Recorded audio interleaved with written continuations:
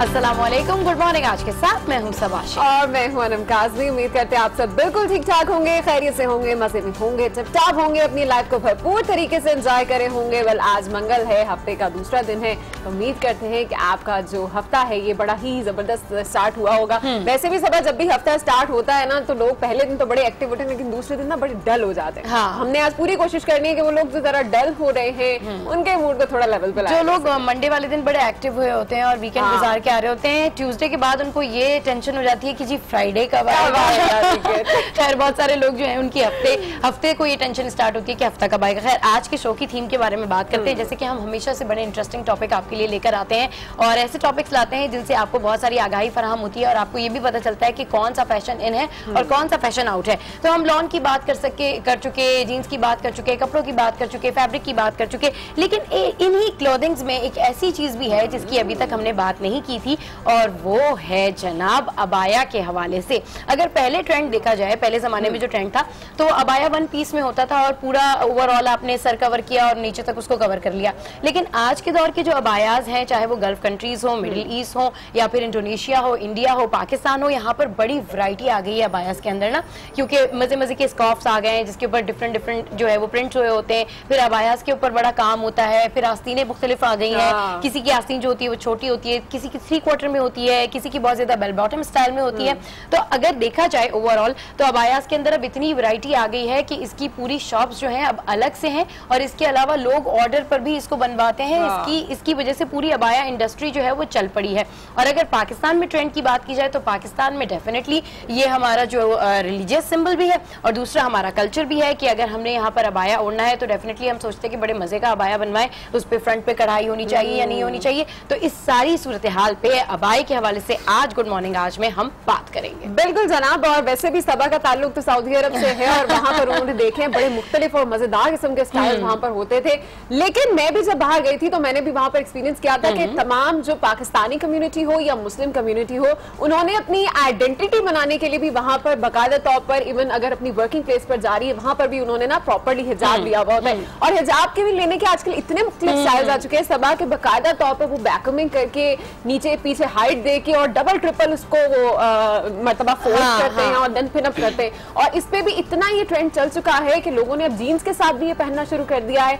बड़ी अच्छी बात है, मतलब खुशी भी होती है मुझे आजकल। अगर हम बात करें यूनिवर्सिटीज की, स्कूल्स की, कॉलेजेस की, तो लड़कियों ने इसको एज ए स्टाइल भी लेना शुरू कर दिया। और बाकी में से सबसे मेन और बचत वाली बात ये हो जाती है कि आपके बाल जो है वो बहुत ज्यादा डैमेज होने से बच जाते हैं। बाहर वैसी बड़ी पोल्यूशन होती है। दूसरा, डेली अगर आप हेयर स्टाइलिंग कर रहे हैं तो उस लिहाज से भी आपका बड़ी बचत हो जाती है अगर आपने अबाया या हिजाब लिया। तो आज ओवरऑल बात इसी पे करेंगे और इसी हवाले से सबसे पहले मिलेंगे कराची के एक स्टूडेंट अनम से और जानेंगे वो कब से हिजाब करेंगे।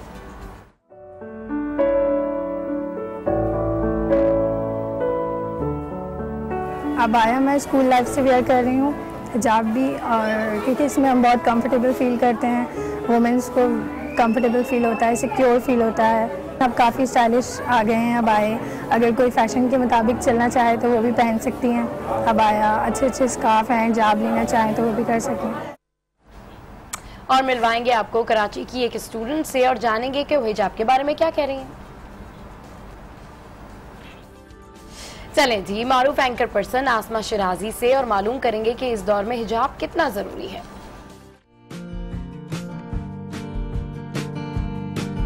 हिजाब फैशन का हिस्सा कभी नहीं रहा था, अब बन गया है और मैं इसको पॉजिटिवली देखती हूँ, क्योंकि जो भी पहनावा आपका होता है उसको टाइम के साथ साथ उसके अंदर तब्दीली लानी पड़ती है ताकि वो अट्रैक्टिव हो।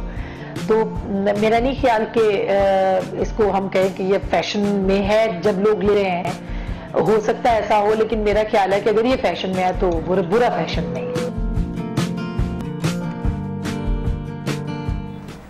और मिलेंगे हिजाबिस्ट ओनर उरूज नासिर से और जानेंगे कि आजकल कौन सा फैशन मार्केट में सबसे ज्यादा इन है।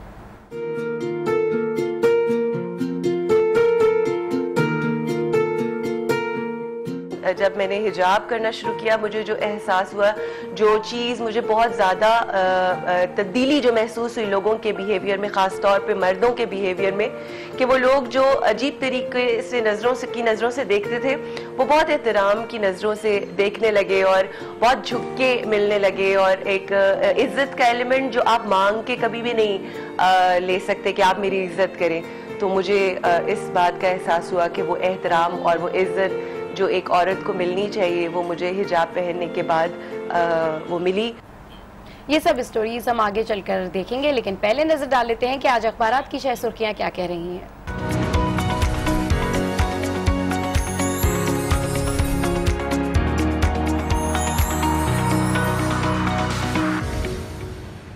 जनाब, सबसे पहले एक्सप्रेस रोजनामा और इसमें सबसे बड़ी हेडलाइन चौधरी निसार के बयान के हवाले से, जिसमें उनका कहना है कि हसास इदारे गैर महफूज होना एजेंसियों पर एक सवालिया निशान है। आपको बताएं कि नादान लोगों ने कैसे समझ लिया कि सिक्योरिटी थ्रेट का बोलकर हमें यहां आने से रोक देंगे। खतरे की रिपोर्ट देना आपका काम, कहीं जाना ना जाना हमारा फैसला है। अहम बयान है चौधरी निसार का, और इसी हवाले से जो है वो आज यहाँ पर एक मेन खबर लगाई गई है। जबकि दूसरी जानिब अगर हम बात करें इसकी मेन लीड की, तो आज की मेन लीड है कि पाकिस्तान से मसला कश्मीर पर मुज़ाकरात करें, मजीद लाशें ना गिरने दें, और ये मोदी को जो है वो मशवरा दिया गया है, तमाम मसाइल हल करने के लिए तैयार हैं। जबकि भारत का भी ऐसा कहना है। बड़ी बात है कि भारत ने भी ये स्टेटमेंट दी है कि हम भी मसाइल के हल के लिए तैयार है। नहीं तो हमेशा से हम देखते आते हैं पाकिस्तान तो हमेशा दोस्ती का हाथ बढ़ाता है, मसाइल के हल के लिए मुज़ाकरात भी चाहता है, पर भारत की जानिब से हमेशा ही हमने देखा कि बड़ा भारत रिलक्टेंट रहता है सब में। हाँ बिल्कुल, भारत की तो खैर क्या ही बात की जाए, ऐसा कोई दिन होता नहीं है वैसे जिस दिन भारत के हवाले से कोई खबर ना हो, क्योंकि भारत का सुकून चैन नहीं है। खैर दूसरी जानिब जो मेन लीड है वो है रियासती रिट बहाल कर दी। आर्मी चीफ का ऐसा कहना है। खैबर एजेंसी में जवानों से खिताब किया।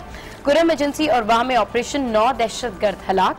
जबकि कौम माजरे वतन के दिफा और सलामती के लिए कुर्बानियों पर पाक फौज की हिमायत करती है। बिल्कुल, हम मुस्तकिल अमन और इस्तेहकाम की तरफ बढ़ रहे हैं। जनरल कमर बाजवा पाक अफगान सरहद पर जवानों के साथ दिन भी गुजारा। और साथ साथ एक और यहाँ पे जो खबर है वही पढ़ना चाहूंगी मैं कि कुरम एजेंसी में फौजी काफिले जनूबी वजीरिस्तान में सरहद पार से पोस्टों पर हमले, मौसर जवाबी कार्रवाई, जिसके नतीजे में 10 दहशतगर्द जहन्नुम वासल।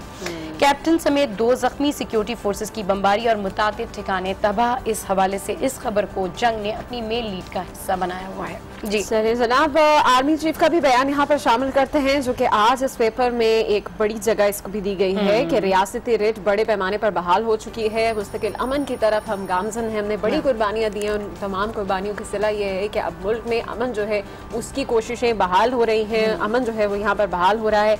ये कहना है चीफ ऑफ आर्मी साहब जनरल कमर जावेद बाजवा का, और इसी हवाले से यहाँ पर एक स्टेटमेंट दी गई है। उसके अलावा अगर हम यहाँ पर इमरान खान की भी कोई मतलब कोई सारी बातें हो पॉलिटिकल, तो इमरान खान का मेरा ख्याल है बयान जरूर शामिल हमें करना चाहिए। उनका कहना है कि गो नवाज गो कहना गुनाह नहीं, कौम मुल्क तबाह करने वालों के खिलाफ उठ खड़ी हो। आइंदा हुकूमत हमारी हो सकती है, कौम जुल्म पर खामोश, लेकिन मैं चुप नहीं। सादिक और अमीन हुक्मरान के होते कतरियों की जरूरत हमें नहीं है। इमरान खान का ये बयान था अहम, जो आपके साथ हमने अच्छा फिर एक दफा से कतरी खत बीच में आ गया।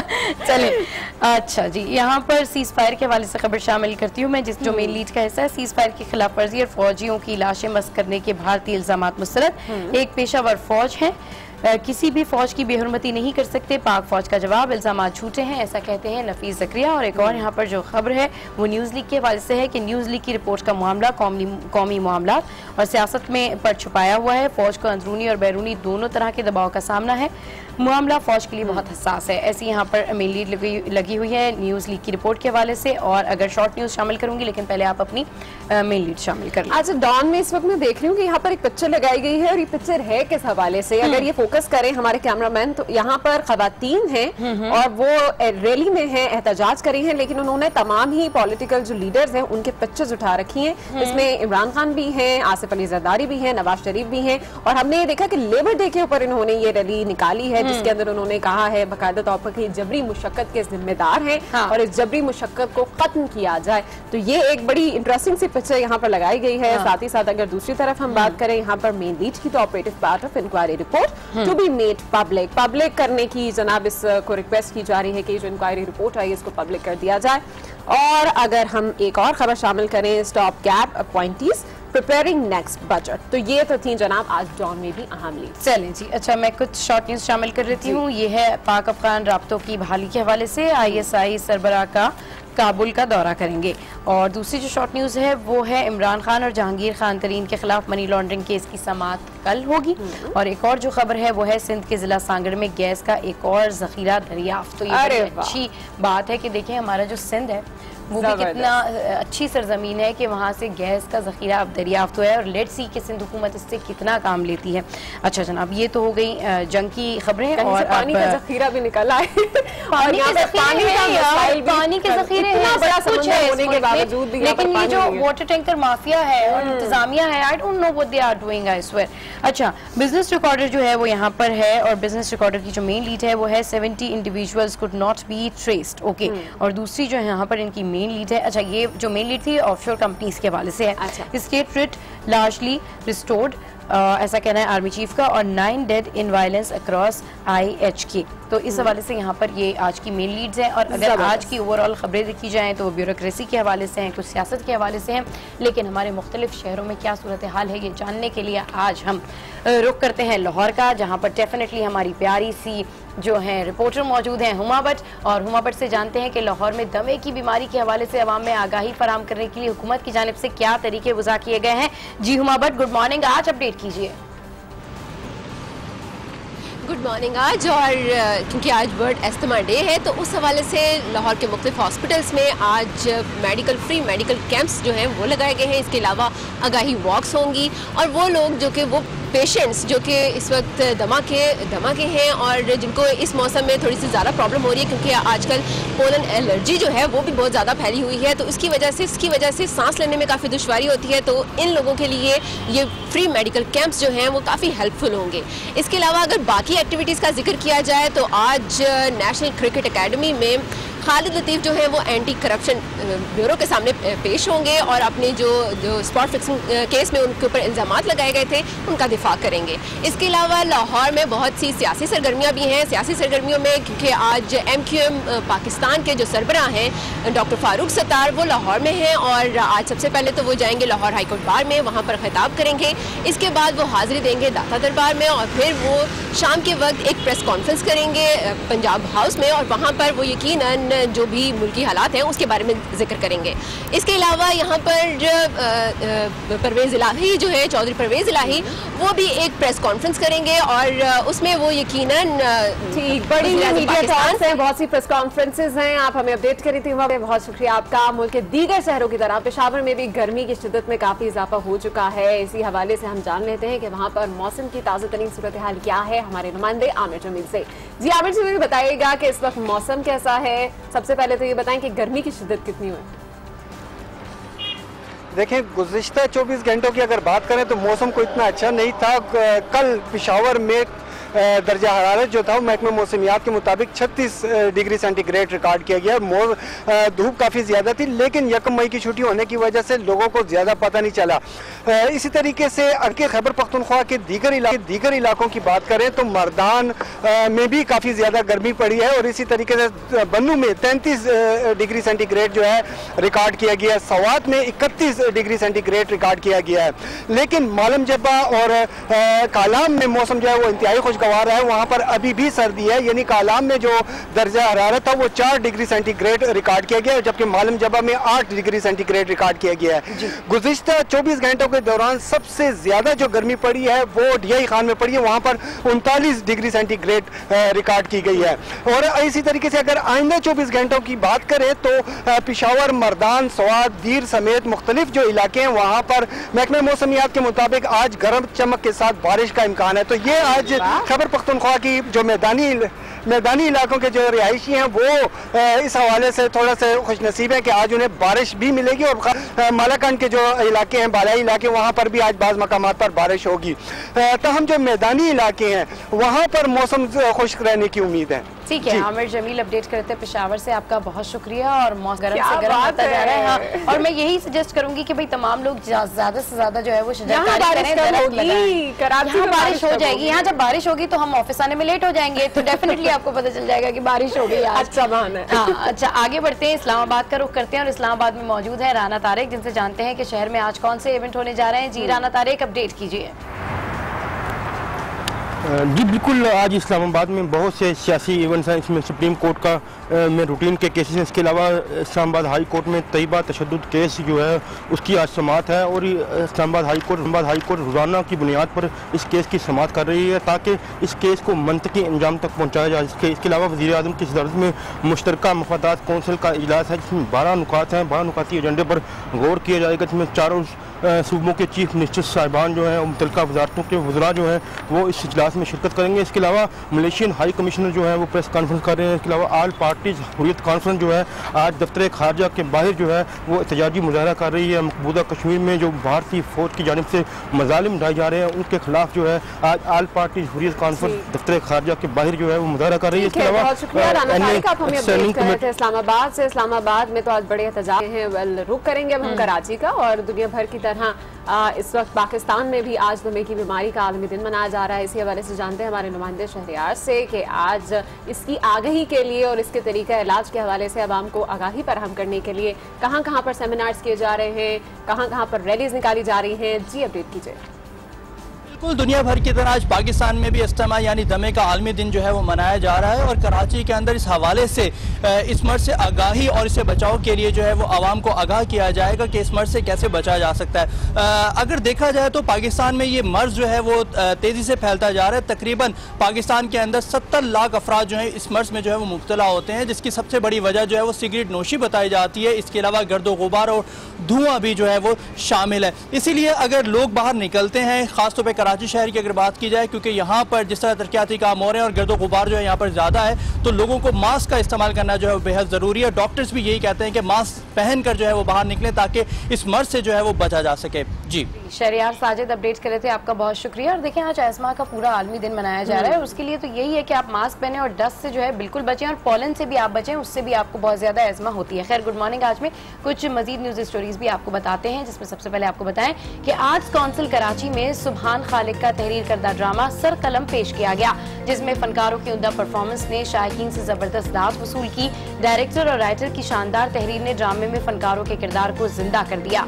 ड्रामे में अदाकार शमाइल नासिर, एमन जुबैरी, वासिक अली शाह, जैनब राजा और सरमद बशीर ने उम्दा अदाकारी करके जौहर दिखाए। और हम देख सकते हैं कि कितना जबरदस्त किस्म का ये ड्रामा हुआ होगा, कितनी जबरदस्त परफॉर्मेंस हुई होगी। मैंने कभी लाइव थिएटर नहीं देखा, लेकिन मैं इसको देखने के बाद जरूर देखने जाऊंगी।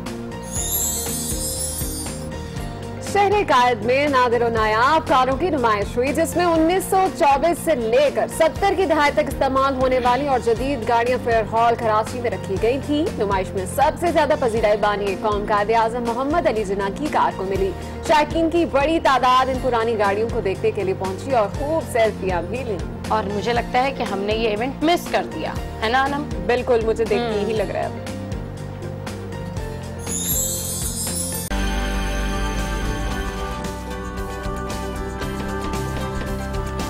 Welcome back to good morning. और एक गेस्ट टॉप स्टोरी से भी आपको आगाह करें कि army chief general Qamar Javed Bajwa ने कहा है कि रियासत की रिट मुकम्मल तौर पर बहाल हो चुकी है। अब अमनो इस्तेहकाम की जानिब बढ़ रहे हैं। मुल्की दिफा और सलामती के लिए कुर्बानियों पर कौम पाक फौज के साथ है। जनरल कमर जावेद बाजवा ने खैबर एजेंसी पर अगले मोर्चों का दौरा किया, जहां इन्हें ऑपरेशनल तैयारियों, सरहद की सूरत हाल पर तफसीली ब्रीफिंग दी गई, जबकि FC खैबर पख्तूनख्वा के नए विंग्स में भर्तियों से मुताल्लिक भी आगाह किया गया। जवानों से खिताब में आर्मी चीफ ने कहा कि रियासत की रिट मुकम्मल तौर पर बहाल कर दी गई है और अब अमन और इस्तेहकाम की जानिब बढ़ रहे हैं। इन्होंने कहा कि कौम मुल्क की सलामती और दिफा के लिए बेपनाह कुर्बानियों पर पाक फौज की हिमायत करती है। तर्जुमान पाक फौज का कहना था कि सख्त सरहदी सिक्योरिटी ने दहशत गर्दों की नक्ल हरकत रोकने में मदद दी। आर्मी चीफ ने सरहदी सलामती के लिए मौसर इक़दामात, दहशत गर्दी के मुकम्मल खात्मे के लिए फौजियों के गैर मामूली जज्बे और गैर मुतज़लज़ल अज़्म को सराहते हुए जवानों के साथ पूरा दिन गुजारा। और अब अखबारात के एडिटोरियल्स में क्या कुछ लिखा गया है, इस पर नजर डालने के लिए हमारे साथ मौजूद हैं लाहौर स्टूडियो से अनवर हाशमी साहब। अनवर साहब अस्सलाम वालेकुम, कैसे हैं आप? वालेकुम अस्सलाम, good morning. Good morning. Good morning. क्या लिख रहे हैं आज अखबारात में, एडिटोरियल्स में क्या है? जी बिल्कुल, अभी जिस तरह आप हेडलाइंस में बता रहे थे, आर्मी चीफ का जो है एक तो अफगान बॉर्डर वाली साइड पर उन्होंने दौरा किया और इससे पहले उन्होंने लाइन ऑफ कंट्रोल का दौरा किया था। तो जनूबी एशिया में हमारा तो सबसे बड़ा मसला बुनियादी तौर पे कश्मीर ही है। तो army chief general Qamar Javed Bajwa ने जो भारत की जो शिद्दत पसंदी है या रियासती जो मजालिम हैं मकबूजा वादी में और लाइन ऑफ कंट्रोल पे जो खिलाफ वर्जियाँ हो रही हैं, उन्होंने बड़ा दो टोक अल्फाज में जो बयान दिया है उसको अखबारात ने ख़ासतौर पर रोज़नामा दुनिया, रोज़नामा जंग, रोज़नामा नवाए वक्त और दीगर अखबारात ने इदारियों को मौजू बनाया है, जिसमें आर्मी चीफ ने एक तो कहा है कि कंट्रोल लाइन पर भारतीय जारहियत का भरपूर जवाब देंगे। दूसरा उन्होंने कहा है कि मकबूजा कश्मीर में रियासती दहशतगर्दी से पाकिस्तान लाताल्लुक नहीं रह सकता। और तीसरा उन्होंने कहा है कि जब भारत आज़ादी की तहरीक का रद्द-ए-अमल उस पर मकबूजा वादी में पड़ता है तो वो पाकिस्तानी इलाके में जो कंट्रोल लाइन के साथ देहात हैं वहाँ पे अपना आके गुस्सा निकालता है मासूम शहरियों पे। तो उन्होंने भारत को बड़ा वाज़ेह मैसेज दिया है। एक तो ये चीज़, और दूसरा जो डेवलपमेंट हुई है कि तुर्क सदर जो है रजब तैयब एर्दोगान, वो जब भारत रवाना होने लगे तो उन्होंने अपने मुल्क में मीडिया से गुफ्तगू करते हुए भारत से कहा है और पाकिस्तान से भी कहा है कि वो तैयार हैं सालिसी का किरदार अदा करने के लिए। 70 साल हो गए हैं, आइंदा नस्लों तक इस इशू को नहीं छोड़ना चाहिए, इसको हल करना चाहिए।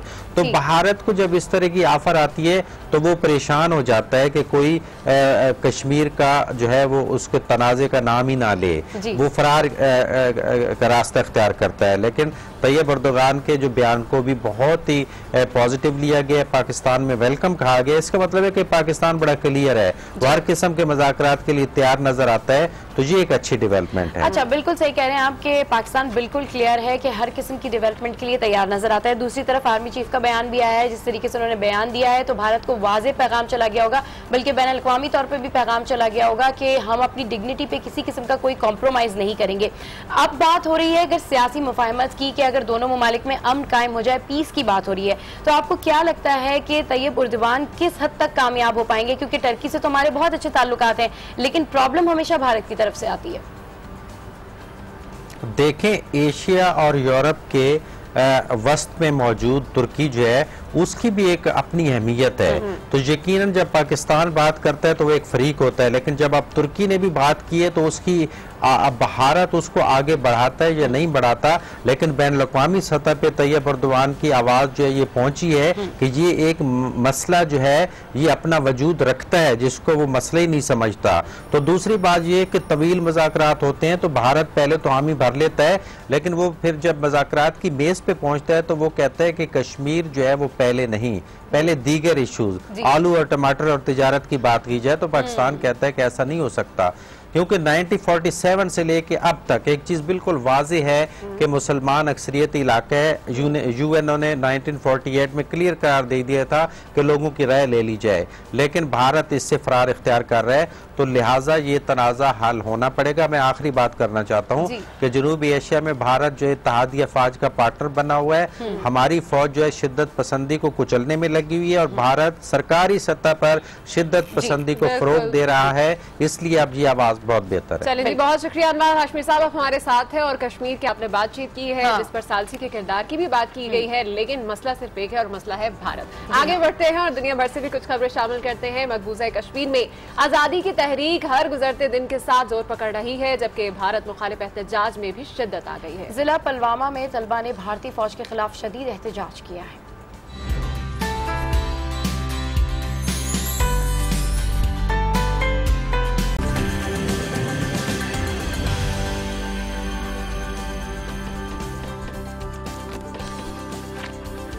Welcome back to good morning. और कराची के मुकामी होटल में खवातीन की जानिब से अपनी हाथ से तैयार करदा मसनूआत का मेला सजाया गया, जहां हमारी साथी एंकर अस्मा नवाज भी मौजूद थी। आइए चलकर देखते हैं कि आज अस्मा कौन से नए फैशन में दिखा रही हैं। जी अस्मा, ओवर टू यू। जी सबा और अनम, आज मैं मौजूद है एक एग्जीबिशन में, जहाँ पे ये मेला रंगारंग मेला सजाया गया है सिर्फ खवातीन के लिए। जी हाँ, यहाँ पे ड्रेसेस हैं, हैंड एम्ब्रॉयडरी की चीज़ें हैं, ज्वेलरी है और बहुत सारी कलेक्शन है। मिलेंगे और जानेंगे कि क्या क्या डिफरेंट चीज़ें फैशन में हैं और यहाँ क्या क्या वैरायटी अवेलेबल है। तो आइए चलकर देखते हैं। बहुत खूबसूरत कलेक्शन मुझे नजर आ रही है, बहुत अच्छे बैग्स हैं यहाँ पे। Oh my God. वालेकुम सलाम, कैसी हैं आप? मैं ठीक ठाक। आपका नाम? मेरा नाम वर्दा अहमद है। वर्दा, ये बहुत ही खूबसूरत है, देख मगर प्यार से, और इसी देख मगर प्यार से ने मुझे यहाँ पे रुकने पे मजबूर कर दिया है। ट्रक आर्ट लग रहा है ये तो मुझे। एग्जैक्टली, ये ट्रक आर्ट बेस्ड ही मेरी थीम है, और बेसिकली मेरी इंस्पिरेशन तो for sure like international brands होती हैं, तो मैंने इंटरनेशनल ब्रांड्स के सारे बैग स्कर्ट डिजाइन में अपना Pakistani truck art like you no interpret किया है, which basically turns out into a new and different thing. और अभी लाइक बैग्स का मैंने किया ही था कि मैंने अपनी कुर्तीज़ भी मैंने स्टार्ट की हैं। कुर्तीज़ तो बहुत इन है फैशन में, उनके साथ कुर्तीज़ के साथ इतना ज़बरदस्त बैग मिल जाए तो क्या ही बात है। तो आप भी आइए फ़ौरन और शॉपिंग कीजिए, ऐसी यूनिक चीज़ें आपको मार्केट में नहीं मिलेंगी। खूबसूरत खूबसूरत बैग्स तो मैंने देखे, लेकिन जहाँ पे ड्रेसेस हों वहाँ पे ना ठहरा जाए ऐसा तो मुमकिन ही नहीं। माशाल्लाह बड़ी ज़बरदस्त कलेक्शन है। ये black one and red one तो बहुत ही खूबसूरत लग रहा है। कुछ बताएंगे कि आजकल मार्केट में क्या काम इन है? बेसिकली अभी तो ईद का सीजन है, तो ऑब्वियसली कुछ लोग तो फॉर्मल वेयर पसंद करते हैं, कुछ लोग इवेंट्स पे लाइक पार्टी वेयर्स को ज़्यादा प्रेफर करते हैं। अब जैसे कि ईद का सीजन आ गया तो अभी के लोग ज़रा सा चमक धमक प्रेफर कर रहे हैं, you know they like kora and something very heavy but sophisticated work. मेरे साथ मौजूद है सारा तुराम, जिन्होंने ये सारा इवेंट ऑर्गेनाइज किया है। इतने खूबसूरत कलर्स, इतनी अच्छी कलेक्शन ये लेके आई है। तो कैसे ये कॉन्सेप्ट आया कि कपड़े, ज्वेलरी, हर चीज़ जो है वो यहाँ इकट्ठी हो जाए और सबको सब कुछ मिले? एक्चुअली मैंने जब काम स्टार्ट किया था तो मुझे कोई हेल्प आउट करने वाला नहीं था। मैंने फर्स्ट और सेकंड एग्जीबिशन सोलो किए थे। मोस्टली मैं प्रेफर करती हूँ कि जो स्टूडेंट्स होते हैं उनको आगे प्रमोट करने के लिए। इस वक्त यहाँ पे 25% स्टूडेंट्स हैं, 25% ऐसी लड़कियाँ हैं जिन्होंने आज से पहले कभी एग्जिबिट नहीं किया। आप जब उनके पास जाएंगी तो खुद बताएंगी कि वो मेरे थ्रू आज फर्स्ट टाइम प्रमोट हो रही हैं, और मैं उनकी बहुत बहुत तहे दिल से शुक्रगुजार हूँ कि उन्होंने मुझ पर बिलीव किया। बहुत ही रंगारंग कलेक्शन मैंने यहाँ देखी, इतना खूबसूरत काम देखा। यहाँ आकर जाना और माना कि पाकिस्तानी ख़वातीन किसी भी शोबे में किसी तौर भी किससे पीछे नहीं है। पाकिस्तान टैलेंट से भरपूर है। इसी तरह और भी बहुत सी ख़वातीन के एग्जीबिशन में आपको लेकर जाते रहेंगे और उनका टैलेंट दिखाते रहेंगे। तब तक के लिए दीजिए मुझे इजाज़त। अल्लाह हाफिज़।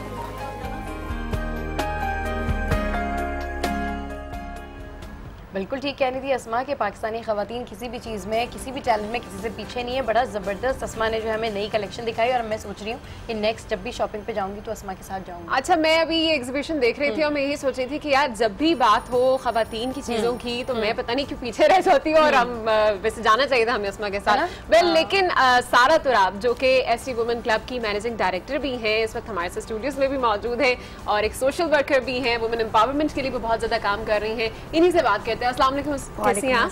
आई एम गुड। आप कैसे? वेलकम टू गुड मॉर्निंग आज Sara. Thank you so much. Good to see you here. Same here. Women empowerment की बात हो रही है और आज हमारी थीम भी कुछ बाया और ख़वातीन के हवाले से है। तो देखें हम तीनों भी यहाँ पे बैठे हुए हैं, तो प्योर फेमिनिन शो मुझे इस टाइम पे लग रहा है। अच्छा, ये बताएं वुमेन एम्पावरमेंट के हवाले से डे बिफोर यस्टरडे आपका एक इवेंट भी हुआ, तो उसमें जो भी प्रोडक्ट्स रखी गई थी वो तमाम ख़वातीन ने खुद हैंडमेड तैयार की थी, या किस उस इवेंट के बारे में सबसे पहले बताएं। कुछ इवेंट जो था वो बेसिकली था वुमेन्स की हेल्प आउट करने के लिए। तो बेसिकली उसके अंदर 25% स्टूडेंट्स थे और 25% समझ लें कि ये होम बेस्ड वर्किंग वुमेन्स थी। तो उसमें बहुत सारा इस तरह भी था कि कुछ लोगों ने हैंडमेड चीज़ें बनाई हुई थी, और रेस्ट जो था कि वो रेडीमेड लेके भी आगे देते थे। तो और उसके अलावा स्टूडेंट्स थे मेरे साथ जिनकी पेंटिंग्स थी और जिनका आर्ट वर्क बहुत ज़बरदस्त था। इसके अलावा फर्नीचर भी था वहाँ पे, तो मिक्स प्रोडक्ट्स थी सारी। अच्छा, ये बताइएगा कि इस वक्त हम देखें पाकिस्तान में, तो पाकिस्तान में वुमेन एम्पावरमेंट के लिए कोई खास काम नहीं हो रहा। आपने ये स्टेप उठाया, बहुत ज़बरदस्त था, और हम जानते हैं कि ये सक्सेसफुल रहा भी है। 2 साल हो गए अभी आपको ये काम करते हुए भी। क्या समझती हैं पाकिस्तान में इस वुमेन एम्पावरमेंट को मज़ीद एम्पावर कैसे किया जा सकता है? यह है कि बहुत सारे ग्रुप्स बनाए जाए जो कि वुमेन एम्पावरमेंट के लिए काम करें। ऑल्दो काफ़ी ग्रुप्स इस पर काम कर रहे हैं वुमेन एम्पावरमेंट के लिए, लेकिन समटाइम्स इस तरह होता है, जैसा मैंने काम स्टार्ट किया तो एट दैट मोमेंट मुझे नहीं पता था कि कोई वुमेन ग्रुप इस तरह के बने हुए हैं या नहीं। तो just to enhance my work मैंने कहा कि मैं एक ऐसा ग्रुप बनाती हूँ कि जिसमें अगर किसी ने इन्वॉल्व होना हो मेरे साथ आगे बढ़ने के लिए तो वो इन्वॉल्व हो सकता है, क्योंकि एट दैट टाइम मुझे नहीं, अब मेरी तरह और भी बहुत सारी ऐसी लेडीज़ होंगी जिनको नहीं पता होगा कि कोई यहाँ पे लेडीज़ के लिए वर्किंग करता है।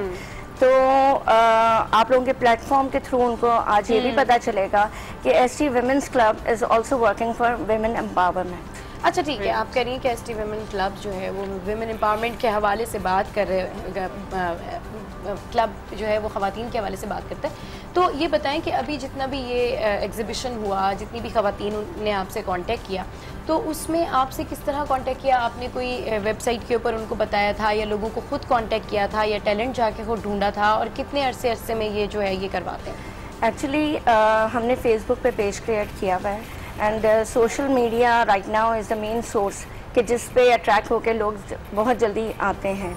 तो हमने सोशल मीडिया पे ही अपना ऐड दिया था, इवेंट बनाया हुआ था जिसको देख के, और वैसे भी अब 2 इयर्स हो गए मुझे वर्किंग करते हुए, तो अल्हम्दुलिल्लाह लोगों को पता चलना शुरू हो गया है। बिल्कुल ऐसा ही है, आपकी PR बन जाती है, फिर आपके कॉन्टेक्ट बन जाते हैं। बट मेरा सवाल यहाँ पर सारा ये है कि जब आपको भी इवेंट करने लगते हैं, अब डेफिनेटली आपको 2 इयर्स हुए माशाल्लाह इस इवेंट जो है वो सक्सेसफुल रहा है, लेकिन बहुत सी खवातीन इसीलिए ये काम नहीं कर पाती हैं बिकॉज उनकी सक्सेस जो है वो इंश्योर नहीं होती। उन्हें नहीं पता होता कि अगर हम कोई काम ऐसे मिलकर करने जा रहे हैं तो वो सक्सेसफुल होगा। आप इस सक्सेस को इंश्योर कैसे कर सकते हो कि वाकई में लोगों को आपके बारे में, आपके इवेंट के बारे में पता चले, आपको अप्रोच करें, वहाँ पर अपनी चीज़ों को एग्जिबिट करें? कैसे पॉसिबल होता है ये सब? पॉसिबल ऐसे होता है कि हमने अपनी सोशल मीडिया पे सारी जितनी भी अपनी क्लिपिंग्स होती हैं, जितनी भी फोटोग्राफ्स होते हैं, जितनी भी वर्किंग होती है, उनकी डिटेल्स सारी लिखी हुई होती है। अच्छा ठीक है, तो जब कोई हमारे पास आता है कि हम एग्जिबिट करना चाहते हैं तो मैं उनको सिंपली ये बोलती हूँ कि अगर आप मेरे साथ काम करना चाहते हैं। चलिए ये तो आपके अपने काम के हवाले से हुआ ना, लेकिन वो खवातीन जो घर में बैठी होती हैं उनके पास आइडियाज तो बहुत ज्यादा हैं, लेकिन वो ये नहीं जानती कि उसको हम किस तरह से उस आइडिया को जो है वो हम एग्जीक्यूट करें। उसके लिए कोई अच्छी सी टिप, कोई आइडिया बताएं। उसके लिए ये है कि देखें, हमेशा एक लिमिटेड अमाउंट से स्टार्ट करें।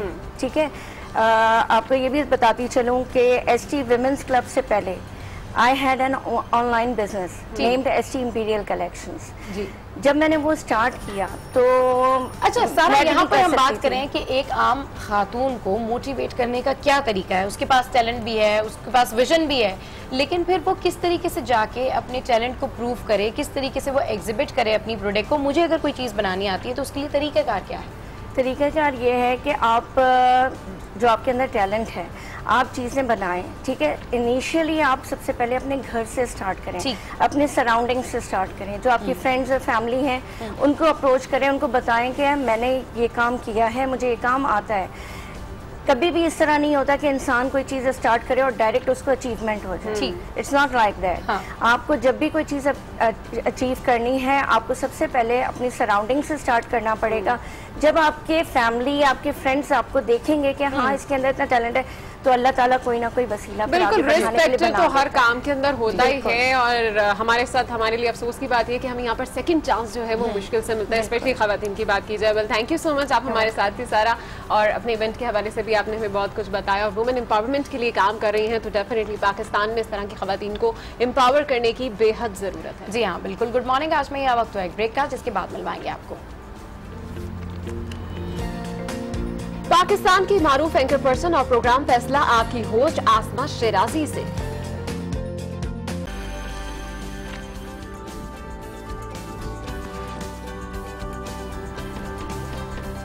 Welcome back to good morning. और यहाँ पर आपको एक अहम खबर से आगाह करें कि पाक फजाइया का मिराज तैयारा जंग के करीब घिरकर तबाह हो गया, लेकिन खुशकिस्मती से हादसे में पायलट महफूज रहा। ये अच्छी बात है कि पायलट जो है वो इस हादसे में महफूज रहा। नहीं तो इस तरह के जब तैयारे जब भी गिरे हैं हमने देखा है कि खुदा ना करे बड़े अफसोसनाक वाक़या जो है बड़े हादसे रोनुमा हुए हैं। पाक फजाइया का मिराज तैयारा था ये जो जंग के करीब गिरकर तबाह हो गया है। खुशकिस्मती से हादसे में पायलट महफूज रहा। इस हवाले से आपको मजीद भी अपडेट करते रहेंगे। यहाँ आपको एक और अहम खबर से आगाह करें, और ये खबर है इंटर बोर्ड के इम्तहानात के हवाले से इंटर बोर्ड के तहत लिए जाने वाले इम्तहानात में नकल के साथ साथ पर्चे आउट होने का सिलसिला भी जारी है। उर्दू के बाद केमिस्ट्री का पर्चा भी आउट हो गया है। इसी हवाले से मजीद तफसीलात जान लेते हैं आज न्यूज़ के नुमाइंदे कफील अहमद से।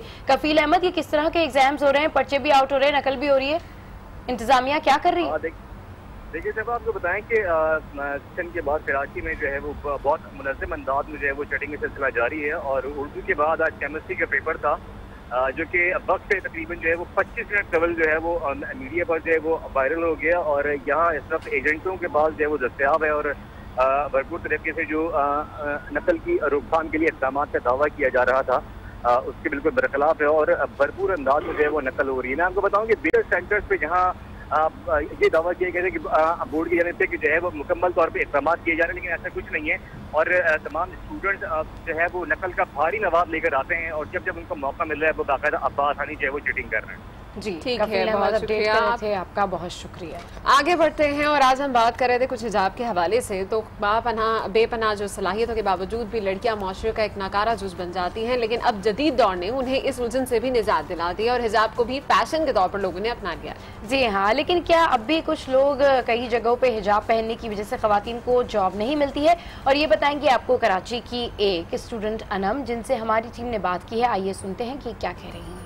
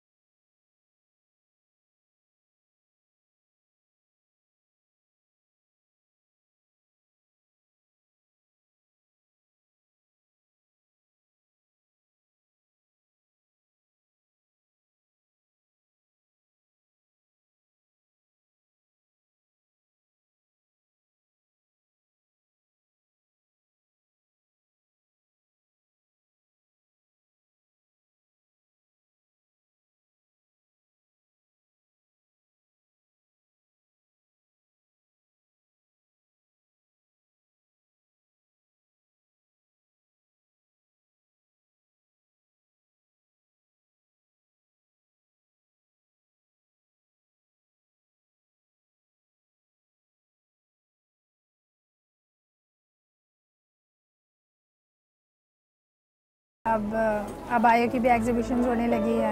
अब आया भी काफ़ी सेल होते हैं, एग्जीबिशन में भी आते हैं लोग, अब आया लेते हैं।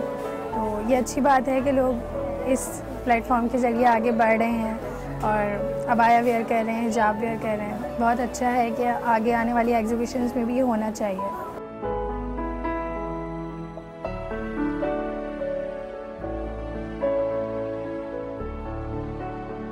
दो मिनट का भी कोई काम हो नीचे उतरती हूँ तो मुझे होता है कि मैं कुछ भी मेकअप वेकअप करूँ ना करूँ, लेकिन अबाया ज़रूर पहनूँ। इससे बहुत सिक्योरिटी फील होती है, कंफर्टेबल बंदा फील करता है कि अंदर क्या पहना है क्या नहीं, कोई होश नहीं है, लेकिन अबाया है तो बस कंफर्टेबल होता है बंदा। एक बार स्कूल में गई थी मैं, एक काफ़ी बड़ा स्कूल था, वहाँ पे अबाया अलाउ नहीं था। तो उन्होंने कहा कि आप हिजाब ले सकती हैं लेकिन अबाया अलाउ नहीं है।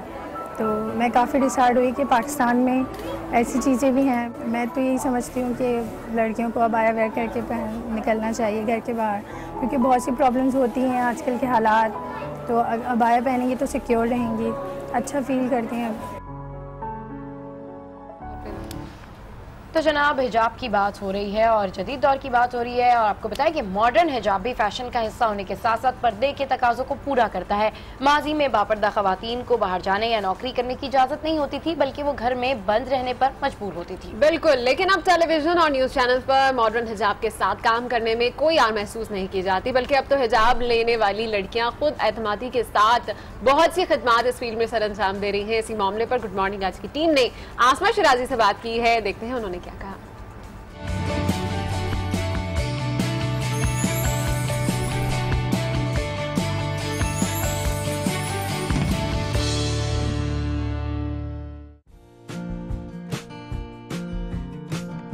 मैंने हिजाब बहुत कम एज पे करना शुरू किया था, मतलब मैं कॉलेज में थी जब। आप इसको हिजाब कह लें या सर ढांपना कह दें या अपने रीत रिवायत के मुताबिक, अपने कल्चर के मुताबिक, अपने मज़हब के मुताबिक। तो मैं 3rd ईयर में थी जब मैंने बाकायदा फ़ैसला किया कि अब मैंने सख्ती से इस पर अमल दरामद करना है। तो उसके बाद से फिर मैंने शुरू किया हिजाब करना।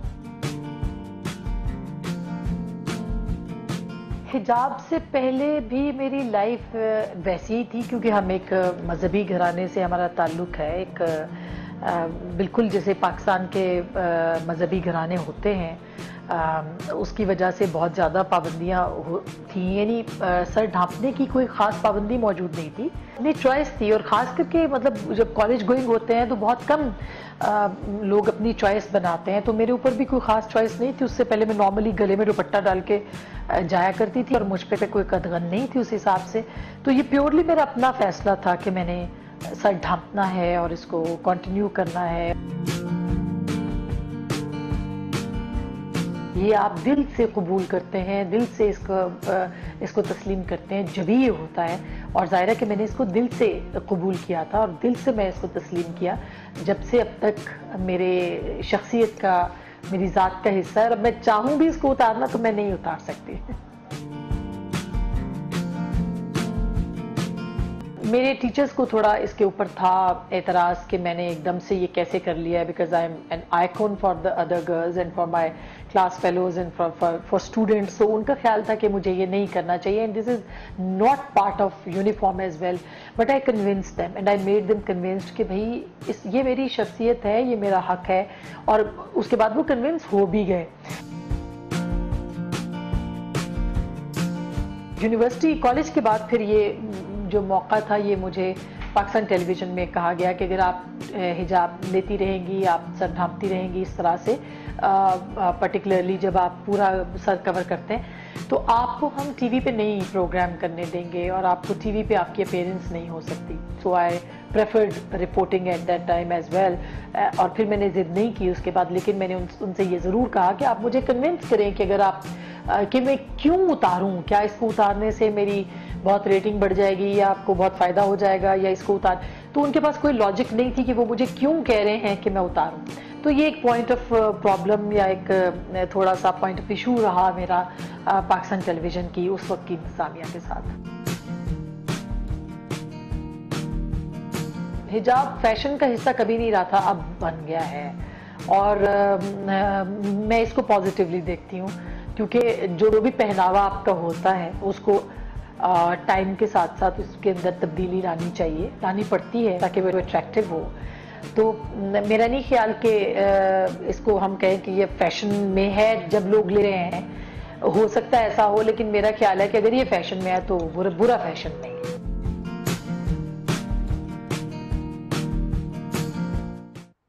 तो हिजाब की बात हो रही थी और आपने देखा कि आसमा शिराजी किस तरीके से बात कर रही थी। अच्छा, जितने भी लोग अब हिजाब लेते हैं या पहले नहीं लेते थे या अब लेते हैं, उनको डेफिनेटली फर्क महसूस होता होगा, क्योंकि आप बहुत ज्यादा कॉन्फिडेंट फील करते हैं। बिल्कुल। और दूसरा ये कि अगर आपने जीन्स पहनी हुई है, टी शर्ट पहनी हुई है, कुछ भी आपने वेयर किया हुआ है और आपको जल्दी से जाना है बाजार या मार्केट जाना है, तो डेफिनेटली हमारा कल्चर अभी इतना वास्ट नहीं है कि हम ऐसे ही चले जाए। तो उसका बेहतरीन तरीका ये होता है कि आप अबाया ओढ़ें और चले जाएं, और वो बहुत ज्यादा आपके लिए कंफर्ट जोन रहता है कि आपको हेयर स्टाइलिंग की और दूसरी चीजों की जरूरत नहीं पड़ती। अच्छा, बिल्कुल ऐसा ही है सबा। लेकिन साथ साथ अगर हम बात करें आसमा शिराजी की, तो आसमा शिराजी बहुत सी ऐसी खवातीन के लिए बहुत बड़ी इंस्पिरेशन है जो इस फील्ड में आना चाहती हैं और जिनके माँ बाप जानते हैं कि हम पता नहीं मीडिया में भेज देंगे तो क्या हो जाएगा, तो जब भी वो कभी देखते हैं तो एग्जाम्पल देते हैं आसमा शिराजी की कि देखो वो भी तो अगर हिजाब में काम कर सकती है तो तुम भी कर सकते हो। बड़े फख्र की बात है हमारे लिए। बिल्कुल, आज जो है खवातीन की बात हो रही है और विमेन एम्पावरमेंट की बात हो रही है, और ब्रेकिंग भी जो है वो एक खातून के हवाले से ही आई है। आपको बताएं कि फैसलाबाद से खबर शामिल करेंगे यहाँ, जहाँ कम सिन घरेलू मुलाजमा पर तशद्दुद का एक और वाकया सामने आ गया है। 11 साल समिया को मालिक मकान ने तशद्दुद का निशाना बनाया। बहुत अफसोसनाक बात है।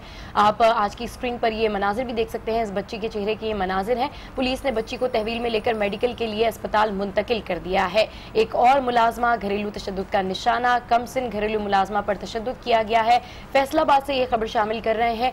ये बताएं कि 11 साल ये समिया है जिसको मालिक मकान ने तशद्दुद का निशाना बनाया है। पुलिस ने बच्ची को हिरासत में लेकर मेडिकल के लिए अस्पताल मुंतकिल कर दिया है। और क्यों इस तरह का तशद्दुद किया गया है, इस हवाले से जैसे जैसे अपडेट्स आएंगी हम आपको आगाह करेंगे। फिलहाल आप ये देख सकते हैं, आज की स्क्रीन पर ये मनाजिर देख सकते हैं, इस बच्ची के चेहरे पर तशद्दुद के निशानात देख सकते हैं, कितनी बुरी तरीके से इसको मारा गया है। और इस मासूम से ऐसा क्या कसूर हो गया होगा ना जो इसको इतनी बुरी तरह मालिक मकान ने तशद्दुद का निशाना बनाया। This is so sad. बहुत ही अफसोसनाक खबर है। और इस तरह का वाकया, अफसोस की बात यह है कि रुक नहीं रहे हैं बल्कि मजीद सामने आते जाते हैं। तो ऐसे लोगों के लिए सजा भी उतनी ही सख्त और कड़क होनी चाहिए ताकि दोबारा कभी किसी कम सिन मुलाजमा पर इस तरह का तशद्दुद ना हो। बिल्कुल, हम नहीं चाहते कि बार-बार एक तय्यबा हमारे सामने आए। बिल्कुल, यहाँ पर लेंगे एक ब्रेक जिसके बाद मिलेंगे। हिजाबिस्ट के ऑनर उरूज नासिर से।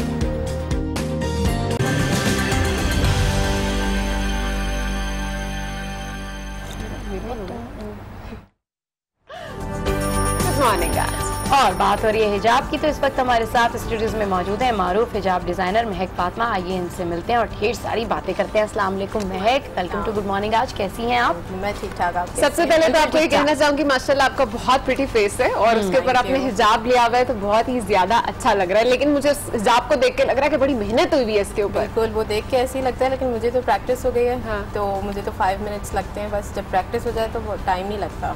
अच्छा, मैं ये बताएं, आप हिजाब डिज़ाइन भी करती हैं और डेफिनेटली ये वो वाहिद फील्ड है जिसके अंदर इतनी वेरिएशन है। आप इतने कलर्स मैच कर सकते हैं अपने स्कार्फ के साथ, इनर में और इसमें इतनी चीज़ें कर सकते हैं। तो कैसे इतना आप मैनेज कर लेती हैं? किस तरीके से डिज़ाइन करती हैं? पहले एक ही कलर की थीम डिसाइड करती हैं या फिर डिफरेंट कलर एक साथ? एक्चुअली मेरा ऐसा होता है कि जो आउटफिट है ना, उसके हिसाब से हिजाब डिजाइन होता है। उसमें जो कलर्स हैं उसके अकॉर्डिंग या कंट्रास्ट में ले लिया आपने, इस तरह से 3-4 कलर्स मिक्स करके मैं तो हिजाब में यूज करती हूँ, सिर्फ सिंगल नहीं। अच्छा, ये आपने जो अभी इस वक्त हिजाब लिया हुआ है, सबसे पहले तो इसी पे बात करना चाहूंगी, कितनी चीजें आपने इस हिजाब में यूज की हैं? बिकॉज मुझे तो ऐसा लग रहा है कि बाहर गर्मी बहुत है और मैं अगर ऐसे लेकर निकल गई तो गर्मी से मेरा तो बहुत बुरा हाल हो जाएगा। तो आप जो हिजाब डिजाइन करती हैं, क्या उसमें ये एलिमेंट होता है कि गर्मियाँ आ रही हैं तो हमने इस तरह का हिजाब डिजाइन करना है, या सर्दियाँ हैं तो प्रॉपर मोटे मटेरियल को इस्तेमाल करना है? ऐसा एलिमेंट होता है क्योंकि बहुत से जो समर मटेरियल्स हैं वो अलग होते हैं और जो विंटर्स हैं वो अलग होते हैं। जर्सी वगैरह विंटर्स में यूज़ होता है और समर में हम विस्कोस टाइप के मटेरियल्स यूज़ करते हैं जो स्वेट एब्जॉर्बर भी हो और आपको गर्मी भी कम लगे, लाइक एयर पैस होती रहे उसमें। तो इस तरह से अब जैसे आपने हिजाब का पूछा तो इसमें स्टोल एक ही यूज़ हुआ हुआ है, बाकी ये एक्सेसरीज हैं जो छोटे छोटे बैंड्स टाइप होते हैं जो 3 और 4 मैंने लगाए। अरे वाह, अच्छा लग रहा है, बहुत प्यारा लग रहा है। अच्छा, ये जो ओवरऑल एक लुक होती है हिजाब की, डेफिनेटली ये बहुत एलिगेंट लुक होती है और कोई भी अगर इसको कैरी करे तो वो अच्छा लगता है। इसके लिए कोई कैद नहीं है कि आपका जो वो चेहरा पतला होना चाहिए, चेहरा मोटा होना चाहिए, या कलर फेयर होना चाहिए, या कलर डल होना चाहिए। ये बताएं कि किस तरह से बस ये देखा जाता है कि आपके ऊपर सूट कौन सा कलर कर रहा है। तो जो थोड़े से डल कॉम्प्लेक्शन होते हैं इस तरह से, या डिफरेंट फेसेस होते हैं, कि अकॉर्डिंगली आप ये हिजाब डिज़ाइन करते हैं? बिल्कुल, ये सोचा जाता है कि जैसे आपका जो फेस कट है उसके अकॉर्डिंग आप हिजाब टाई करते हैं। ये बेसिकली फेस कॉन्टोरिंग है, जिस तरह हम मेकअप से करते हैं हिजाब से हो जाता है। कि आपका जो जैसे हैवी फेस है तो हिजाब से आप उसको कॉन्टोर कर सकते हैं। स्पेशली जिनकी जॉ लाइन बहुत मोटी होती है वो अगर हिजाब ले तो उनको बड़ा प्यारा लगता है। अच्छा, ये बताइएगा, आप चूंकि डिजाइन भी करती हैं और डेफिनेटली लोग आपके पास आते भी होंगे इसकी फरमाइशें लेके। एक टाइम था कि जब मैंने भी ये देखा कि बहुत ट्रेंड में है तो मैंने शुरू किया और मुझे बड़ा शौक चढ़ा था कि मैं ये काम करूंगी, बट देन मैंने आपको बताया कि गर्मी और सीजन और आपका काम जो है वो काम की डिमांड कुछ और हो जाती है। तो मैंने शौक में शुरू तो किया था, लेकिन उसके बाद मैंने ये ड्रॉप कर दिया। तो आपके पास जो लड़कियां आती हैं, किस पॉइंट से, किस माइंडसेट के साथ वो आपके पास आती हैं कि हमने ये हिजाब लेना है? तो ये फैशन में है इसलिए आ रही हैं लड़कियां, या वाकई में उनको इंटरेस्ट है कि हमें हिजाब करना है और अपने आप को कवर रखना है? अच्छा, अगर आप अब देखें तो फैशन में तो ये बढ़ता जा रहा है हिजाब ट्रेंड जो है, मॉडर्न हिजाब वो बढ़ता जा रहा है। इवन नाइकी ने इंट्रोड्यूस कराया था प्रो हिजाब, तो वो है स्पोर्ट्स वुमेन के लिए कि जो लड़कियां इस तरह से कैरी नहीं कर सकती। जैसे इस तरह का हिजाब आप स्पोर्ट्स में यूज़ नहीं कर सकते ऑब्वियसली, तो उन्होंने इस तरह के हिजाब्स बनाए। जैसे मेरे पास भी इस तरह के हिजाब्स होते हैं कि वो आपकी जो फील्ड है उसके अकॉर्डिंग हिजाब होता है। जैसे आप वर्किंग वुमेन नहीं, तो आपके पास जो आती हैं खवातीन वो फैशन के लिए आती हैं या बाकी में वो चाहती है कि हमने हिजाब करना है? जो ज्यादा परसेंटेज है ना वो फैशन वाली। हाँ, वही ना, हमारा कल्चर है ना, अब हमारे कल्चर में ये चीज शामिल हो गई है। हमारा रिलीजन सिंबल तो है ही, लेकिन अब ये एनहांस होता जा रहा है एज कल्चर, क्योंकि हर कोई ये चाहता है नहीं यार हम जीन्स पहने या टी शर्ट पहने, लेकिन उसके ऊपर हम कोई ऐसा अपर या हिजाब कर लें ताकि हम कवर भी रहें और प्रॉब्लम भी ना हो। अच्छा, ये बताएं कि बहुत सारे स्टफ होते हैं, शेफून का भी होता है, कुछ लोग जो है वो क्रिंकल पे भी बनवाते हैं, कुछ लोग बहुत प्लेन ऐसा बहुत मुलायम सा या मलाई कपड़े पे भी बनवाते हैं। तो ज्यादातर आप किस फैब्रिक के ऊपर ये बनाती हैं हिजाब? क्योंकि हम कराची में रहते हैं, यहाँ पे तो समर्स आपको पता है कैसे होते हैं, तो उसके हिसाब से जो सबसे मतलब इस वक्त जो सबसे बेस्ट फैब्रिक है वो वॉयल है। अच्छा। वो आप बाहर से इम्पोर्टेड फैब्रिक होता है। वो ऐसा है कि आपका स्वेट्स में एब्जॉर्ब हो जाएगा और एयर आपकी जितनी भी लेयर्स है ना हिजाब की उसमें एयर पैस होती है। उसमें सारे कलर्स भी अवेलेबल होते हैं ना, सब कलर्स अवेलेबल होते हैं और डाई भी हो जाते हैं, लेकिन उसमें सिर्फ एक ड्रॉबैक होता है कि वो जल्दी हो सकता है, फट जाएगा जल्दी। अच्छा महक, लेकिन एक चीज होती है कि आपने हिजाब ले लिया, बहुत खूबसूरत भी है, पर आपके फेस पे या तो वो सूट नहीं कर रहा या आपको उसको प्रॉपर्ली लेना नहीं आता, क्योंकि आजकल हमने ये देखा कि लड़कियां बगैर हाइट के तो हिजाब लेती नहीं है, हिजाब अगर लेना है तो उन्हें हाइट लगानी बड़ी जरूरी होती है। तो क्या हाइट के लिए भी स्पेसिफिकली कोई कुछ चीजें होती हैं, कोई आपके पास चीजें होती हैं जिसके थ्रू आप हाइट दे सकें, या प्रॉपर बैक कॉमिंग और बड़ी मेहनत का काम है, कितनी देर लगती है? नहीं, हाइट के लिए बैक कॉमिंग कोई नहीं करता क्योंकि बहुत टाइम लगता है। तो वो वॉल्यूमाइजर्स आते हैं जो पीछे आप कैचर की तरह होते हैं, अच्छा, पीछे आप लगा लेते हैं तो वो हाइट आ जाती है। इसको चाहिए हाइट। वैसे कितनी देर लगती है इस सब में? इस सब में अगर आपको प्रैक्टिस है तो मैंने आपको बताया 5 to 6 मिनट्स लगेंगे। बहुत कॉम्प्लिकेटेड हिजाब कर रहे हैं अगर आप तो। सही। अच्छा, कुछ स्कार्फ्स की भी बात करते हैं। स्कार्फ भी आजकल जो है बहुत स्टाइलिश आ गए हैं और हम देखते हैं कि एम्ब्रॉयडर्ड भी होते हैं, प्रिंटेड भी होते हैं। तो अगर फ़र्ज़ करें कि मैंने आपसे एक प्लेन अबाया लिया और प्लेन अबाया पे मेरी रिक्वायरमेंट ये है कि मुझे प्रिंट जो है वो मेरे स्कार्फ के अंदर नजर आए, बाकी ओवरऑल प्लेन हो, तो फिर आप इस तरीके से भी डिज़ाइन करते हैं या फिर आप खुद सजेस्ट करते हैं कि नहीं इसके साथ ये प्रिंट नहीं अच्छा लग रहा, ये प्रिंट ले लें, या एम्ब्रॉयडर्ड? क्योंकि बहुत सारे स्कार्फ ऐसे होते हैं कि बहुत ज़्यादा एम्ब्रॉयडर्ड होते हैं तो वो बहुत हैवी लगने लगता है आपका हेड ना, कि इतना सारा काम आपने सर के ऊपर, तो ये किस तरीके से फिर आप मैनेज करते हैं? सजेशन तो बहुत ज़रूरी होती है क्योंकि जो कस्टमर आया है वो आप जो भी डिमांड कर रहे हैं आप सजेस्ट उसको कर सकते हैं, लेकिन फिर ये है कि जो उसकी चॉइस है एट द एंड वो अगर सजेशन आपकी नहीं भी मानता है तो उसकी जो पसंद है उसके अकॉर्डिंग डिजाइन कर देते हैं। ठीक। अच्छा, ये बताइएगा मैं क्योंकि फंक्शंस जो हैं आपके, कभी भी चाहे शादी का फंक्शन हो, बर्थडेज के हो, कहीं पे भी आपको बाहर जाना हो, सबसे बड़ा मसला ये होता है कि हमारे लिए तो जिनके बाल खुले होते हैं हमने तो कुछ ना कुछ उसमें ब्लो ड्राई करा लिया, कुछ भी ऐसी चीजें करा ली। हिजाब में क्या क्या फैशन है? जब आपने बाहर जाना, आपका ड्रेस तो पूरा हैवी है, हिजाब को आप किस तरह से मैनेज कर सकते हैं अगर आप लेना चाह रहे हैं? हिजाब में जो सबसे बेस्ट थिंग मुझे लगती है वो एक्सेसरीज हैं जो आप हर फंक्शन के हिसाब से यूज़ कर सकते हैं। जैसे आप शादी में जा रहे हो फॉर एग्जांपल, तो उसके लिए एम्ब्रॉयडर्ड बैंड आते हैं जो बहुत थोड़े हैवी से होते हैं जो आप यहाँ कैरी कर सकते हैं। एक्सेसरीज बहुत सारी आती हैं और आप टीका भी लगा लेते हैं हिजाब के अंदर। अच्छा, तो वो इस तरह से मैनेज होता है। अगर आप स्कूल जा रहे हैं, कॉलेज जा रहे हैं, तो वो आपका सिंपल नहीं। सजेशन आपका इस हवाले से क्या है कि ऐसे सब में जहां आपका ड्रेस बहुत ज्यादा हैवी हो और आपने जाना हो किसी फंक्शन में, वहां पर आपको अपना हिजाब भी जो है वो थोड़ा फैंसी रखना चाहिए या बिल्कुल प्लेन रखें? नहीं, बिल्कुल प्लेन तो नहीं, थोड़ा सा हल्का फैंसी होगा लेकिन बहुत ओवर फैंसी नहीं होगा कि आप ओवरडू ना हो क्योंकि अगर बहुत हैवी ड्रेस है तो वो बहुत ओवर लुक देगा कि अगर आप हिजाब पे बहुत हैवी करते हैं। अच्छा, महक, एक सवाल है और मेरे ख्याल में वो सवाल हर घर में ही होता है और वो बहस भी हर घर में हो रही होती है, और वो होती है हिजाब की लेंथ के हवाले से कि आज मतलब मेरी जो मदर है वो अबाया लेती हैं, ठीक है, तो वो थोड़ा सा लॉन्ग अबाया लेती हैं, लेकिन जब हम लोग यहाँ पे जाते हैं या दूसरी मार्केट्स में जाते हैं कि जी हमें अबाया लेना है, अबाया खरीदना है, तो वो उनको थोड़ी शॉर्ट लेंथ दे रहे होते हैं। बेसिकली अरब कंट्रीज़ में या दूसरे ममालिक में, बाहर ममालिक में ज़्यादातर जो है वो लॉन्ग लेंथ होती है। पाकिस्तान में क्या ट्रेंड इन है? पाकिस्तान में आप अबाया की लेंथ कितनी रखें? ये इस सवाल का आप मुझे जवाब दे देंगे। बहुत सारे डिजाइनर्स और टेलर्स से भी बड़ी बहस होती है। पाकिस्तान में जिस वक्त ट्रेंड है वो लॉन्ग का है। यहाँ लोग जो है ना वो लॉन्ग पसंद करते हैं लॉन्ग, लेकिन जो लड़कियां हैं लाइक यूथ है ना वो अब इस तरफ आ रही है कि वो थोड़ी से शॉर्ट जैसे कोट टाइप होते हैं, जैसे ईरान या इराक में आप देखते हैं वो उसकी तरफ आ रहे हैं आहिस्ता आहिस्ता, लेकिन अभी जो ज्यादा परसेंटेज है वो लॉन्ग वाला, क्योंकि वो ये होता है कि ओवरऑल एक कॉन्सेप्ट है ना आपका कि आप पूरा एक वेल करें तो वो पूरा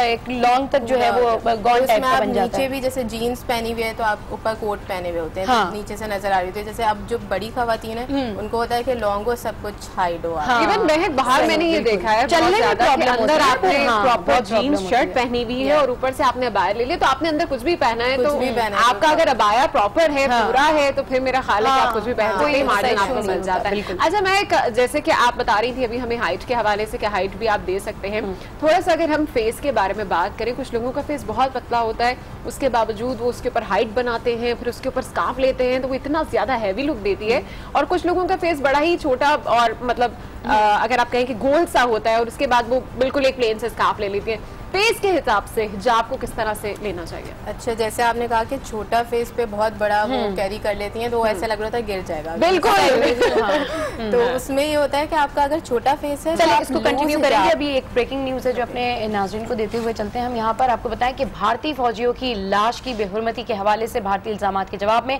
पाकिस्तान और भारत के दरमियान हॉटलाइन पर राब्ता हुआ है, जिसमें भारतीय फौज को बावर कराया गया है कि पाकिस्तानी फौज ने सीज फायर की खिलाफ वर्जी की और न ही किसी भारतीय फौजी की लाश की बेहुरमती की है। आपको इस आम खबर से अपडेट कर रहे हैं। यहाँ आपको बताएं कि भारतीय फौजियों की लाश की बेहुरमती के हवाले से भारतीय इल्जामात के जवाब में पाकिस्तान और भारत के दरमियान हॉटलाइन पर राब्ता हुआ है, जिसमें भारतीय फौज को बावर कराया गया है कि पाकिस्तानी फौज ने सीज फायर की खिलाफ वर्जी की और न ही किसी भारतीय फौजी की लाश की बेहुरमती की है। चले जनाब, एक अहम खबर तो आपको दी। इस वक्त हमारे साथ महक है और महक वही सवाल कंटिन्यू करना चाहेंगे, फेस के मुताबिक हिजाब किस तरह का लेना चाहिए?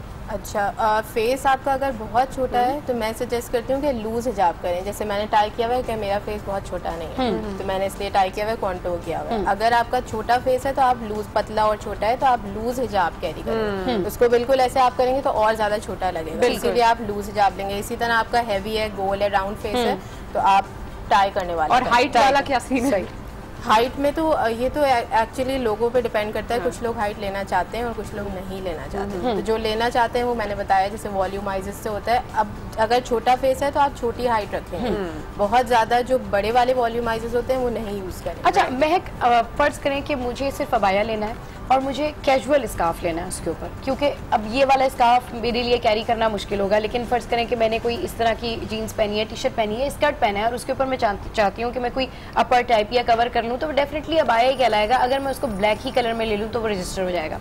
तो मुझे उसके साथ फिर किस तरह का स्कार्फ लेना चाहिए? क्योंकि जब भी कभी इस तरह से होता है कि आप कोई अबाया चूज करने जाते हैं तो ब्लैक कलर के साथ आपको प्रिंटेड अबाया लेना बड़े मुश्किल हो जाते हैं। इवन दो कि अगर आप किसी और कलर का अबाया ले रहे हो तो उसके साथ आपको कलर मैचिंग आसान होती है। तो ब्लैक कलर के अपर के साथ, लाइटर वे में अबाई के साथ आप लाइट सा किस कलर का? ब्लैक के साथ सबसे बड़ा एडवांटेज ये है कि बहुत सारे कलर्स आप यूज कर सकते हैं कि ब्लैक के साथ सब कुछ मर्ज हो जाता है। अब आप इसमें अगर प्रिंटेड लेते हैं स्टोल्स ब्लैक पे तो वो बहुत अच्छे लगते हैं। जैसे चीता प्रिंट होता है, अच्छा, वो बहुत ब्लैक पे सूट करता है। इसी तरह pink colour, like baby pink type जो कलर होता है वो अगर आपका कलर फेयर है तो वो ब्लैक के साथ बहुत सूट करता है। इसी तरह ग्रीन कलर है, धानी कलर होता है जो ब्लैक के साथ सूट, ब्लैक के साथ। अच्छा मैं आजकल ज्यादातर लड़कियों में क्या डिमांड है? फैशन ट्रेंड तो ये बन चुका है, लोग यूनिवर्सिटीज में, स्कूल में, कॉलेजेस में, फंक्शंस में, कहीं पर भी जाए हम देखते हैं कि कुछ लोग ऐसे होते हैं, मखसूस पब्लिक है जो हिजाब लेके बैठी होती है और वो बड़े स्टाइलिश तरीके से उन्होंने लिया हुआ होता है। इस वक्त फैशन में क्या है? इस वक्त आप गर्मियों के हिसाब से फैशन सीजन्स के हिसाब से चेंज होते रहते हैं। तो अभी जो आप 2017 में देखें तो हिजाब्स बहुत मतलब फैशनेबल लूज चल रहे हैं या फिटेड चल रहे हैं? फिटेड और लूज वो तो दोनों डिपेंड करता है। सही, जैसे मैंने बताया कॉन्टूर आप करते हैं तो वो लूज या मैं अबाई की बात कर रही हूँ। अच्छा, अबाई लूज भी चल रहे हैं। अगर आप कोट लेते हैं तो वो लूज नहीं होता, ऑब्वियसली थोड़ा फिट होता है। हाँ, सही। लेकिन गर्मियों में कलर्स का बड़ा एक होता है, कलर्स का होता है और ये लोगों को सेंस नहीं भी होती कि कलर्स आप बहुत ब्राइट कलर्स पहन के धूप में जा रहे होते हैं, वो बहुत आपके लिए भी नेगेटिव है, आपकी बॉडी के लिए।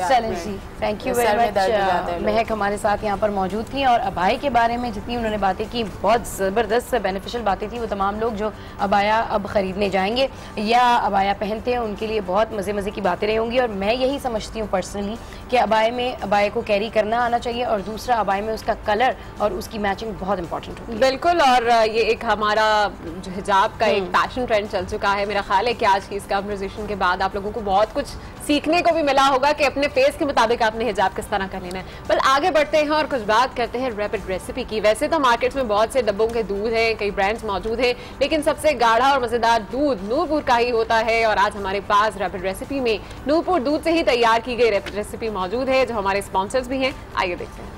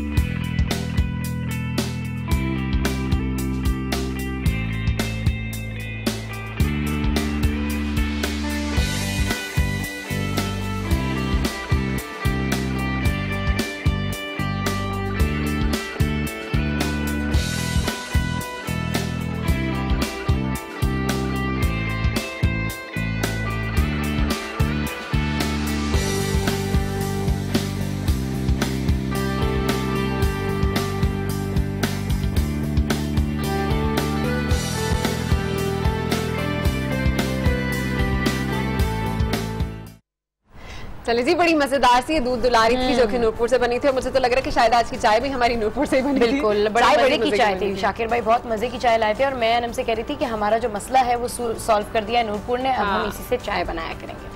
आगे बढ़ते हैं और बात हो रही है हिजाब की। तो जनाब, इस दौर में हिजाब को एक नई पहचान मिल गई है और बेशतर मुस्लिम खवातीन के लिए नकाब ओढ़ना एक मजहबी जरूरत के साथ साथ एक फैशन भी अब बन चुका है। यहाँ तक के मॉडल्स, अदाकाराएं फैशन शो और ड्रामों में हिजाब करती नजर आती हैं। आजकल मार्केट में कौन से फैशन का हिजाब सबसे ज्यादा इन है?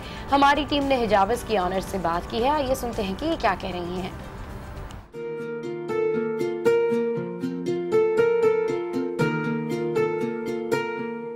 हिजाब करने का ख्याल नहीं आता। आई थिंक ये तब्दीली होती है जो आपके जो फिक्र से जिसका आगाज़ होता है, और जब ये सोच जहन में आई, ये फिक्र जहन में आई कि हम हैं तो नाम के मुसलमान और इस मुल्क को भी हमने अल्लाह के नाम के ऊपर हासिल किया है, तो फिर हमारी शख्सियत में, हमारे देखने में, हमारे दिखने में, हमारे किरदारों में वो मुसलमानियत क्यों नहीं है?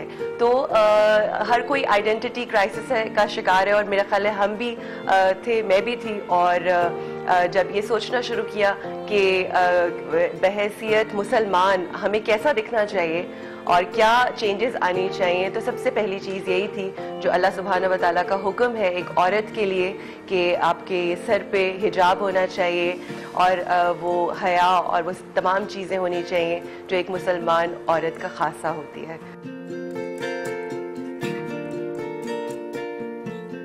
मीडिया में हमेशा से काम कर रहे थे और जाहिर है जब आप मीडिया में होते हैं तो बेहिजाबी ही होती है और उस तरह से ही काम कर रहे थे।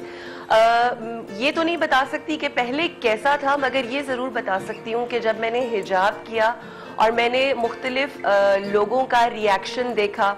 मुझे याद है कि हिजाब से पहले मैं जब कहीं पर भी जाया करती थी तो बहैसियत शो बिजनेस पर्सनालिटी कोई भी आके हाथ मिला लेता था और बहुत तकलीफ होती थी वो बात और बहुत मुझे इरिटेट करता था ये सब कुछ। लेकिन जब मैंने हिजाब करना शुरू किया, मुझे जो एहसास हुआ, जो चीज़ मुझे बहुत ज़्यादा तब्दीली जो महसूस हुई लोगों के बिहेवियर में, ख़ास तौर पे मर्दों के बिहेवियर में, कि वो लोग जो अजीब तरीके से नज़रों से देखते थे वो बहुत एहतराम की नज़रों से देखने लगे और बहुत झुक के मिलने लगे और एक इज़्ज़त का एलिमेंट जो आप मांग के कभी भी नहीं ले सकते कि आप मेरी इज़्ज़त करें। तो मुझे इस बात का एहसास हुआ कि वो एहतराम और वो इज़्ज़त जो एक औरत को मिलनी चाहिए वो मुझे हिजाब पहनने के बाद वो मिली।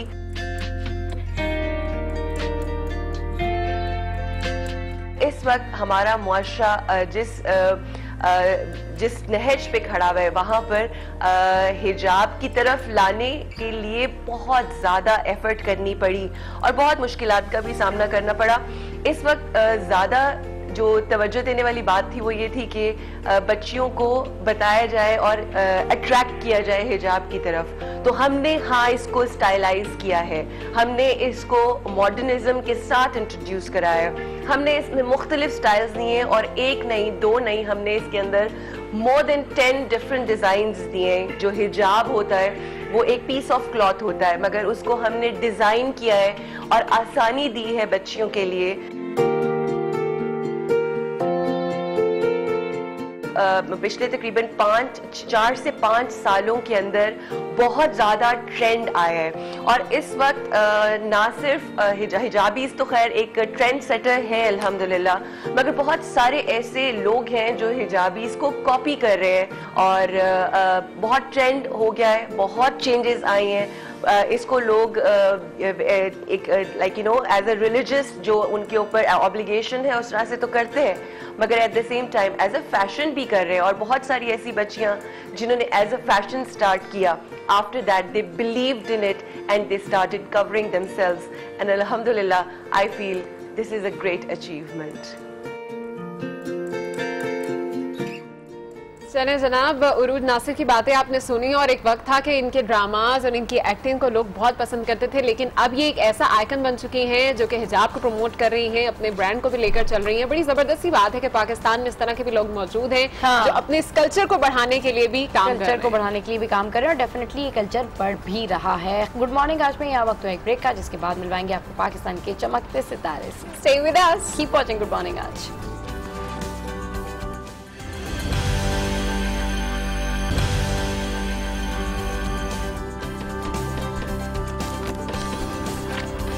Welcome back to good morning. और इस वक्त हमारे साथ स्टूडियो में मौजूद हैं तबला नवाज, बड़े ही जबरदस्त ये हैं और क्या तबला बजाते हैं। आशिर नाम है इनका और सलमोन नाम है। अच्छा जी, सलमोन नाम है और ये आज हमारे साथ मौजूद भी हैं। और मैं देख रही थी कि जो तबला है, हारमोनियम है, ये तो बकायदा तौर पे इतने मुश्किल किस्म के इंस्ट्रूमेंट्स हैं जिससे आप गाने बजाते हो। और अभी हम लोग आपसे पूछ भी रहे थे इस हवाले से कि बड़े तार सुर का इसमें जो है वो हमें रखना पड़ता है मार्जिन। तो ये बताएं कि आपने तबला कब से सीखना शुरू किया, कितना मुश्किल काम है तबला सीखना? जी मैंने 6 साल हो गए हैं। मैंने सीखा तो नहीं है, मेरे डैडी बजाते थे, उनसे देख देख के आ गया आपको। अरे वाह, चले वाह, देख देख के आ गया। चलें बजा के दिखाएं और फिर हम देखते हैं कितना आया आपको। चलें, पहले क्या बजाएंगे आप? कहरवा। कहरवा, चलें, लेट्स स्टार्ट।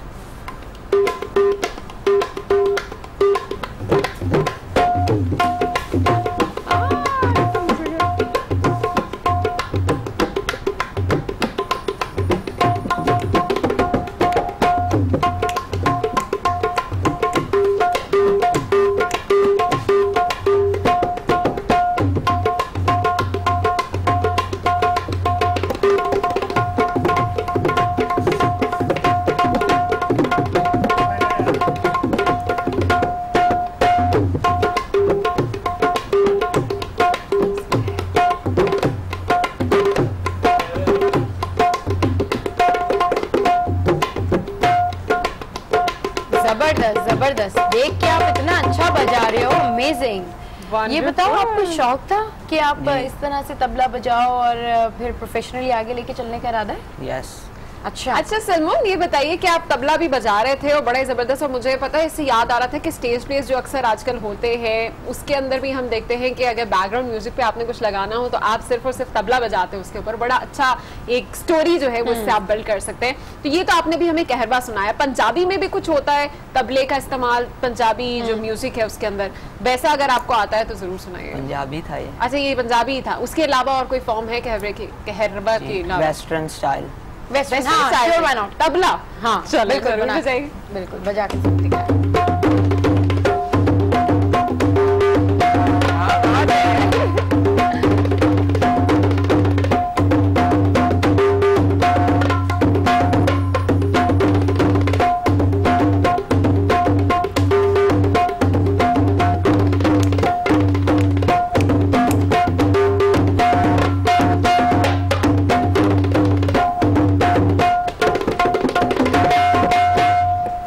वाह, पॉप रॉक आपने मिक्स करके बजाया, जबरदस्त। अच्छा, इसकी कोई खास ट्रिक्स होती है? क्योंकि मैं देख रही हूँ आपका जो हाथ है बड़ा फ्लो में चल रहा है, मतलब इतना फ्लो में कोई आम इंसान तो इतना फ्लो में नहीं बजा सकता।